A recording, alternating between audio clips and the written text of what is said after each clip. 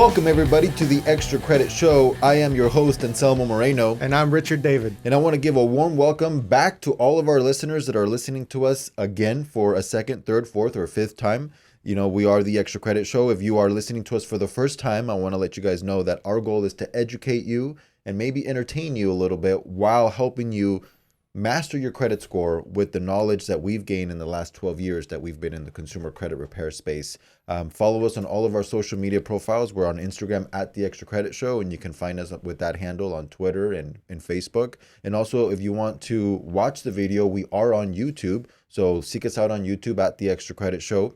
And again, want to give a warm welcome back to everybody. In our last episode, last week, we talked about how people with bad credit pay more for everything. And that really resonated with a lot of our consumers. And when we asked them to do the extra credit task of the week, we just asked them to do a really self-reflective look at their credit report and ask themselves that question: would you lend yourself money?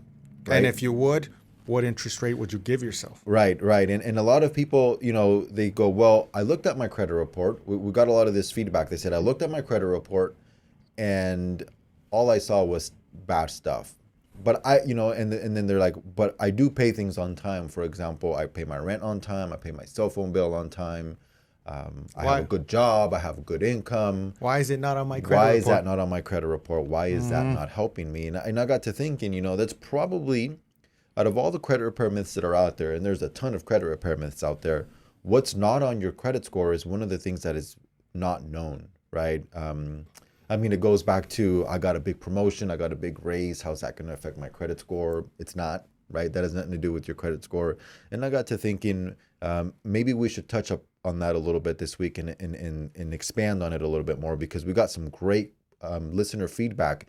And it just kind of always makes me want to put those questions out there so people can probably have the similar questions, or if they've never thought about it, we'll get them thinking about it, because mastering your credit score is all about being informed. Correct. Right? You can't, credit repair is out there and somebody can help you improve your credit score, but you have to master the credit score game if you want to be able to maintain your credit score over time. If you know how the game works, you're going to know how to manipulate it to your advantage. It's like knowing all of the rules, and you know all the rules so well, you know where to break them and when to break them. You know, that's how I think the credit repair game is, and mastering your credit score is a little bit about that. We help you understand all the nuances, all the rules, so if there's ever a time that we can bend them a little bit, you know exactly when and where to do it. And we're not talking about breaking the law. We're talking about bending the rules. So with that said, you know, there's a few things that we want to put out there that are not on your credit score, so that when you're focused on your credit repair journey, you know that this is not going to be on your credit score. And really, it goes down to the basic protected classes, right? Your race, color, religion, national origin, sex, and marital status. That's actually not calculated on your credit score. That is correct. Actually, that protected class, it's kind of gave birth to the credit score movement, if you will, because, you know, the Fair Credit Reporting Act was enacted in the 1970s. And alongside that came the Equal Credit Opportunity Act. Yes. And that essentially gave away with all of the racism and prejudice that was done when extending credit back in the 50s and 60s, because it really did work that way. You know, before, there was no regulation into whom and who received credit extensions, and a lot of the decisions, they were based on your race and, you know, who you knew, and maybe if you were of a certain age or of a certain sexual orientation, they would discriminate. And so the Equal Credit Opportunity Act and the Fair Credit Reporting Act were established to protect those classes. So a little bit of credit scoring history there. Where you live. It's always good to know about this stuff. I find it fascinating. Yes. And hopefully if you're listening to the show, you find it fascinating as well. Where you live is also not part of what your credit score is determined. So, you know, your zip code has nothing to do with your credit score. An interesting one is whether you receive public assistance or not, right? There's a lot of consumers that may receive public assistance, and we're talking welfare, TANF, all that stuff. Maybe they're on Section 8. They can have great credit scores too. Your income will never show up on your credit report. So it doesn't matter what you make and how you make your money. It will have no bearing on your FICO score or any other score that's out there. Right. I mean, You could be receiving food stamps and have a great credit score. Oh, of course. They have nothing to do with each other. And also your age. That's a big one. Your age has nothing to do with your credit score directly, but indirectly, because since you're 20 years old, you probably don't have a lengthy credit history. You're probably not going to have a good score. But the way that it calculates it, it bases off the age of your credit report, not your age. So if you are 24 and you have an account that's 15 years old, you probably are an authorized user on your mom's account, and then you're getting a big history, and you can kind of rig the system a little bit there. But again, it's not necessarily about your age. I've come across several potential customers that are in their 50s and they've never used credit in their lives because they were scared of it. So, just because of your age doesn't mean that you're going to have a good credit score or a poor one. Right. And so those are factors that are not calculated in the credit scoring formulas, but there's also accounts that people pay monthly that are not calculated in the credit scoring formulas. The real big one is rent, right? Because if you don't own a home, then you're renting, and if you're renting, you're paying that one every month because that's probably the most important bill you have. Short of not living at home with your mom. Correct. But even then, sometimes you pay rent to your mom. This is true. Hopefully. But even then, if you pay your mom or your landlord on a monthly basis, that's probably one of the bills that you pay on time all the time, but you don't get any credit for it. And that's a shame. I mean, if you're paying rent on time, which is, just as important as any other bill that you're paying, it's a roof over your head. You should be getting, rewarded for this. Your credit score should reflect this. Unfortunately, it doesn't. And then, it's just there's no mechanism in place for that data to be transmitted to the credit bureaus. And it's important to understand that it's actually very difficult to report to the credit bureaus. You can't just call them up and say, hey, I want to report this information for my tenant. No. There's a rigorous inspection process. They do on-site inspections, and they want to make sure that all of your stuff is secure and compliance. And there's a lot of rules and regulations to how companies can credit report, and it actually costs them money. There's a cost involved with reporting to the credit bureaus. So it becomes this like exclusive thing to big banks or big organizations, big firms. If I'm not mistaken, the minimum threshold is about 1,000 subscribers, right? I'm not sure as to the number. I know that there is a minimum of, all right, so you got to have a minimum of X accounts to report every month. That may change from time to time. That may be different from bureau to bureau. But it is something along those lines where you got to have a minimum amount of accounts to report. And so if you're a landlord, maybe you have a multi-unit, 4 or 5 units, maybe 2, 3 units, heck, 10 units, that certainly comes nowhere near their minimum threshold of reporting. So individual landlords really have no ability to report. Plus, they probably don't even think about it. Landlords just want to look at your credit most of the time. They let you bring your own report. Or if you're doing it through a property management company, they'll run your own credit and then they'll make the decision. And sometimes property management companies themselves are not big enough to credit report. There are a few big ones that do report. I've seen 1 or 2 in 12 years that can report. And then it's very selective reporting. So they only report to one bureau. And then we're going to go, that one bureau may not be scored. So we'll talk about that in a second. But the whole reason why we're even talking about this is because one of the messages that we received was a consumer came across a service where you pay them and they report to the credit bureau for you, which is kind of interesting. It's an interesting dynamic.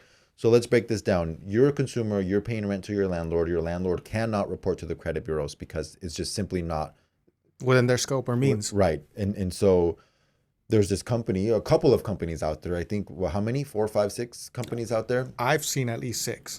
And what their whole business model is that you pay them money and they report to the credit bureaus, which is interesting because that means that they've qualified and met the bureau's requirements to report data to them. And they specifically specialize in reporting rental history, right? What's one of their names? They have catchy names. So, the catchiest one I know of is Rental Karma. Okay. Now, Rental Karma is a company that essentially you sign up to. It's a membership that you enroll in. It's a $40 enrollment fee. And what they do is They take your rental history. You self-report to them. The service is $9.95 a month. Wait, you self-report? Yes, you self-report. Okay. You self-report to them. It's $9.95 a month. You pay them $5 a month if you want to go back and report 2 years of prior history. Because once you start subscribing to this, obviously they're going to start reporting your rental history from that point on, as long as you subscribe, which is $10 a month. But what if you've been in your lease for the last 3, 4, 5 years? Where does that credit go to? So Rental Karma is willing to go up to 24 months prior to when you signed up if you pay them $5 for each additional month. I mean, it ends up costing about $120. So they'll add a trade line of your history going back for that fee. Yes. Do they do any verification to make sure you're paying on time? Like, how does that pass that smell test of what if you don't pay your rent on time? Or like, how do they know you do pay on time if you're self-reporting? Is there any verification that goes on with the landlord maybe? You have to show them your lease agreement. I'm more than certain that they contact your landlord to verify that you're paying. So it would be something where your landlord would kind of have to at least verify. Say yes or give a nod to. That is correct. Very, very interesting. So for, you said... Here's the kicker though. Okay. They actually only report to TransUnion, not all 3 bureaus. Wow. Okay. That's a big deal, guys. That's a really big deal because there's 3 major credit bureaus, right? And if technically in this scenario, if you add this trade line, you're going to have 1 high score and 2 maybe not so high scores or low scores, depending on what the rest of your credit looks like.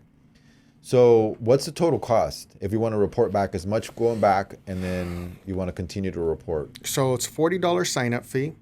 It's a $9.95 per month and $5 a month for the prior 24 months. You're looking at $120 plus 40, $160 plus a $9.95. You're looking at a total of $169.95 just to get it started.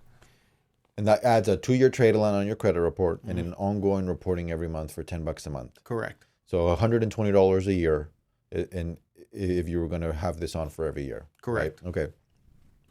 So for $170, you get 1 2-year trade line on your TransUnion report, and that's it. And that's, we thought about that. I think about that like, okay, so $170, there's probably very little other things you can do to put that kind of potential score improvement for $170. So dollar per point value is probably very high on a product like this. It is. It's extremely high. I don't know of any other type of account that for $170 you can place 2 years of instantaneous positive history on your credit report. It won't. There's nothing out there that'll give you a boost that high for the dollar amount. Yeah, that's pretty incredible. But understanding the limitation that it's only going to improve one bureau. Extreme limitations. Oh. As you just stated. It's only gonna improve 1 bureau. But when you're doing purchases or you're trying to obtain credit with future creditors, like specifically homes and cars, they're gonna look at all 3 of your credit reports. And but you'll have 1 high score and 2 regular scores. Exactly. So, unless you're going to a lender that specifically looks at TransUnion, it may not actually help you in the long run. When you're mastering your credit score, one of the things that you learn which creditors look at what bureaus. For example, here locally, we know what our local credit union, they really only look at Experian. So when a consumer has a really high Experian score, for whatever reason, we would refer them to this credit union because we know that they're going to have the best odds at getting the best terms with that credit union. So part of the perks of mastering the credit score game is understanding what entities use what bureaus at what time. But it gets a little bit more complicated because especially for the consumers that are wanting to potentially improve their score to buy a house or buy a car, the scoring models used within those industries, and we're talking about the FICO credit score, has no idea what a rental trade line is because that's a relatively new phenomenon on credit reports. So these outdated models, they'll see this trade line on a credit report, they won't know how to score it, so they'll ignore it. And that's the point that I was wanting to get to. One of the limitations on how this works and reporting to TransUnion, as you so stated, different credit scoring models rate it differently. Some scoring models, even if it's on the report, don't rate it at all. It might as well not be on there. It might as well not be on there. Home purchasing, as you just stated. FICO 4 is what's used when you go purchase a home. That's what lenders are using. FICO 4 is so old that it has rental history has no bearing on that score whatsoever. So if you're trying to buy a home, adding your rental report to your rental history to your report won't do anything for you. Right. The ones that I know that do use it are brand new models like FICO 9 or FICO XD or the Vantage 3.0. And these are credit scoring models developed by different credit scoring companies used in finance, and they're all fighting for market share for this bank. Like, no, use my model, use this model. And these credit scoring models, all they're doing is predicting risk. The one that has the biggest market share is FICO. That's probably the one that you guys all recognize right now listening to the show. Vantage model is coming up. And Vantage model is the one that's used by Credit Karma, which most consumers right now are watching their credit scores on Credit Karma. Mm-hmm. So the deal with Rental Karma, they might be connected. The names are eerily similar.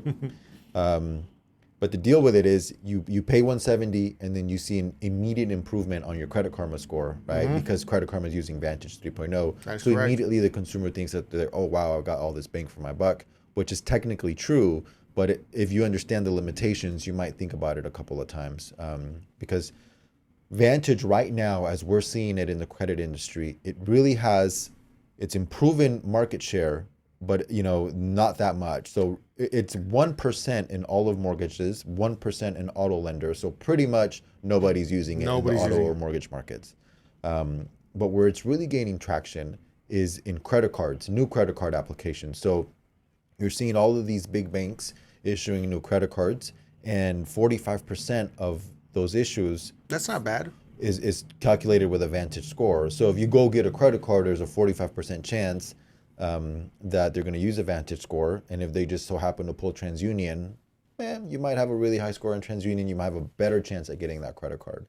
And then that in turn is much likely going to report to all three bureaus, the credit card that you get, and then help you build your credit history there and have good credit on all models, not just the Vantage model. That's probably the biggest source of confusion is a consumer has a really high Vantage score. They see it on their Credit Karma, they get super excited, and then they go to a lender, and then the lender's like, well, your score's 510, and they're like, are you kidding? I have a 700, right? Check it out. Here's my phone. And it's like, no. So it's understanding the differences in the scoring models and the limitations of the Vantage model. Because really, I mean, as little as we're in 2018 right now as of the recording, and as little as probably 2015, I mean, Vantage was pretty much unknown. Unless you were an extreme credit geek like us, nobody really understood or knew about Vantage. In fact, their premium model wasn't even scored the same way as FICO is. Like now they have a similar scoring model where they go from 300 to 850. Back then, Vantage was going all the way to 999. Right. It was, and it was a bottom of 501. Uh-huh. So the 350 was 501 in the Vantage model, and the 850 was a 999 in the Vantage model. And that was super confusing because that means 700 is mediocre. Exactly. And so when you had a 700 on the Vantage 2.0 model and then you had a 500 on the FICO model, you were just all sorts of confused. Well, that explains it there. So the takeaway here that I want to get to is it worth it? It's really hard to say. I mean, well, let me ask you this. Would you, if you were a renter, buy this? Would you spend the money to do it? Well, personally, at my current situation, just if I was a renter or not, I wouldn't, simply because I have a phenomenal credit score. Depending on what you're trying to get out of this. So you don't need more points? No, there's absolutely no reason.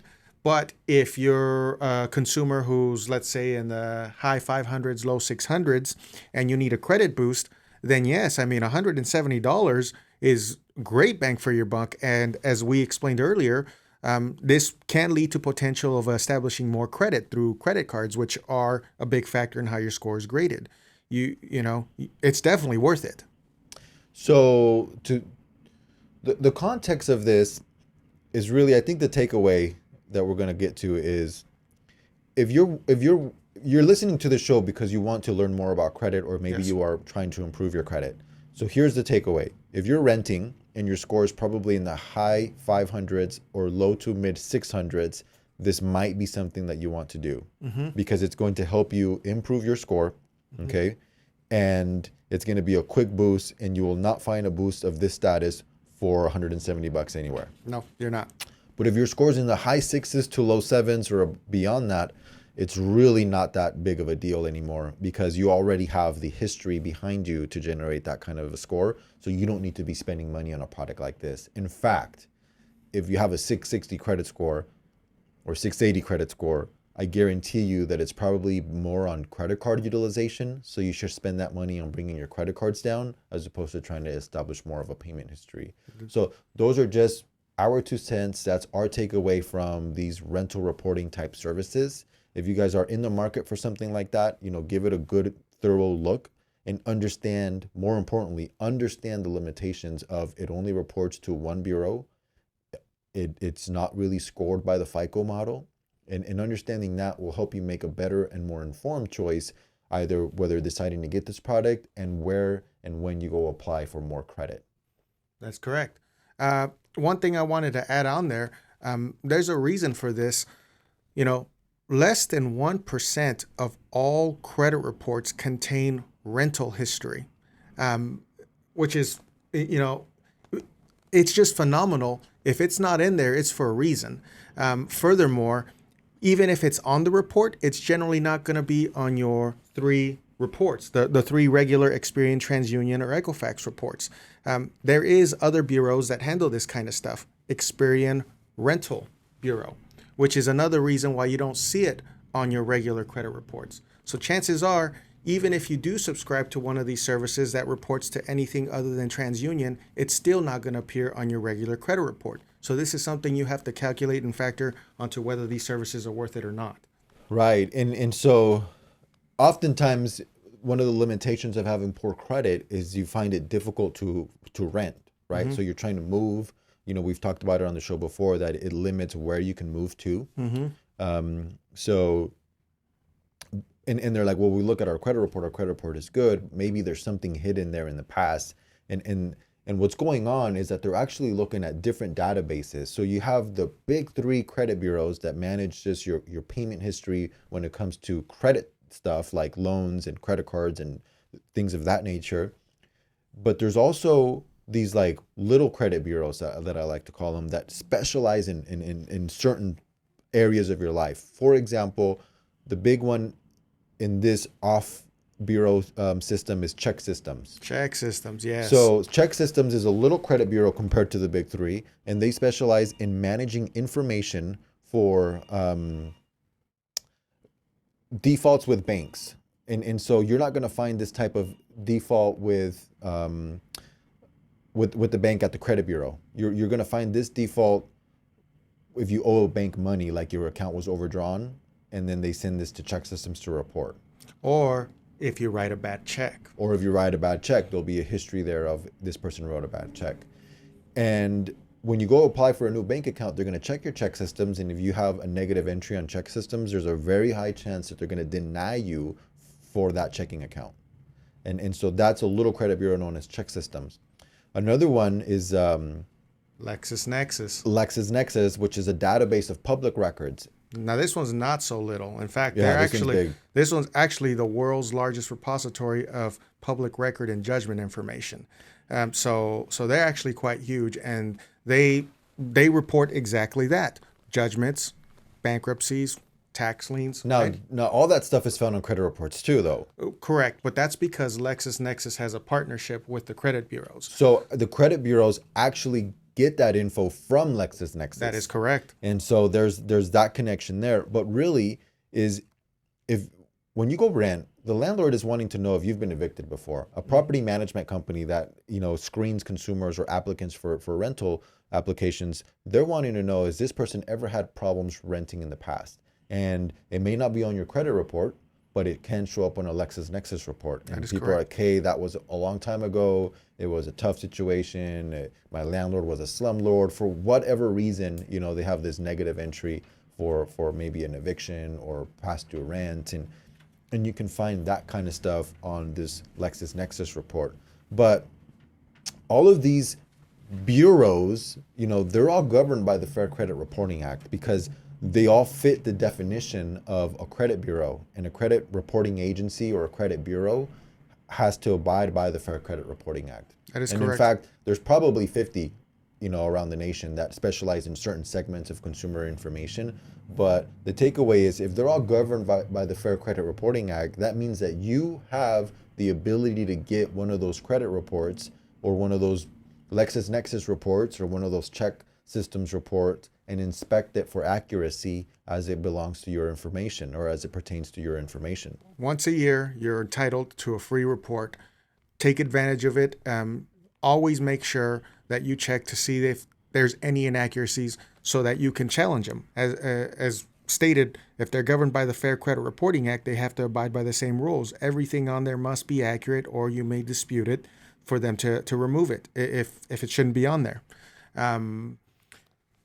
So is there anything else that you want to talk about, or should we Yeah, give them with understanding the way that the credit bureaus operate, I mean, we need to understand, like, if I'm trying to explain it to somebody is, okay, so the credit bureaus literally have your information you have no idea they have, right? This is the information age. All of your addresses, all of your payment history, where you've lived at, who you've lived with, right? All of this data is kind of out there in the universe. And these bureaus compile the information and then they sell it to people that want to know more information about you.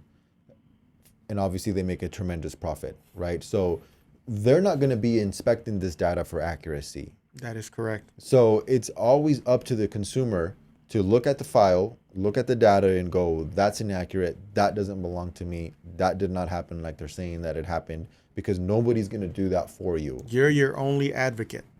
And so, we really want to drive that point home is understand the way that system works and, review your credit reports, whether it's the 3 reports, whether it's a check systems report or a LexisNexis report, because that's what's going to help you master your credit score.